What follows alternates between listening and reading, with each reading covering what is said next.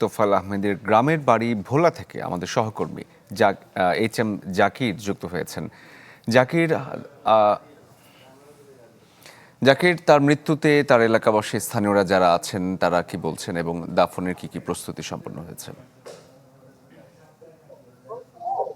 হ্যাঁ, শরীফুল, আমি কিছুক্ষণ আগে যদিও গ্রামের বাড়ি ভোলা সদর উপজেলার দক্ষিণ দেগুলদি ইউনিয়নের কোরালিয়া যে গ্রাম রয়েছে সেখানে হচ্ছে তার জন্মস্থান এবং সেটি হচ্ছে তার গ্রামের বাড়ি। আমি সেই জায়গাতে কিছুক্ষণ আগে চলে আসি। এখানে দেখতে পাচ্ছি যে এক কথা বলতে গেলে পুরো বাড়ি জুড়ে চলছে শোকের মাতম। আমরা দেখছি যে পাড়া প্রতিবেশী, আত্মীয় স্বজন যারই রয়েছে শুভাকাঙ্ক্ষী সকলেই তার বাড়িতে চলে আসে। খবর শুনে কিন্তু তারা চলে আসে। আমরা এখানে দেখছি যে তাদের যদিও পরিবারের নিকটতম আত্মীয় যারা রয়েছে তোফায়েল আহমেদের একমাত্র যে কন্যা, তিনি ঢাকায় তার কাছে রয়েছেন।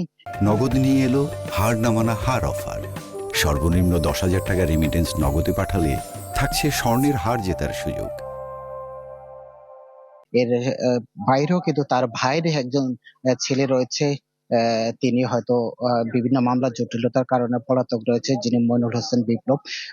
এছাড়াও তার ভাইয়ের ছেলে ভোলা ২ আসনের সাবেক এমপি ছিল, তিনিও কারাগারে রয়েছেন। একে একে তারা মামলা জটিলতার কারণে কিন্তু সবাই পলাতক রয়েছে। আর যারাই একটু দূরের আত্মীয় তারা কিন্তু এখানে কেউ কেউ রয়েছেন। আমরা দেখতে পাচ্ছি যে পারিবারিক ভাবে কিছুক্ষণ আগে যে সিদ্ধান্তটি আমরা পেয়েছি, ঠিক তার এই জায়গায় তার কবরস্থান, তার স্ত্রীর যে সহধর্মিণী আনোয়ারা আহমেদ, তার পাশে তার দাফন সম্পন্ন করা হবে। এখানে তার কবর তৈরি করা হবে এবং আগামীকাল তার জানাজা অনুষ্ঠিত হবে। ভোলার যে সরকারি স্কুলের মাঠটি রয়েছে সেই সরকারি স্কুলের মাঠে তার প্রথম জানাজা অনুষ্ঠিত হবে।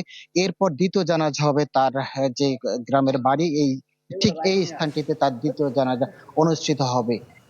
জাকির, ধন্যবাদ আপনাকে। ভোলা থেকে সহকর্মী এইচ এম জাকির যুক্ত হয়েছিলেন।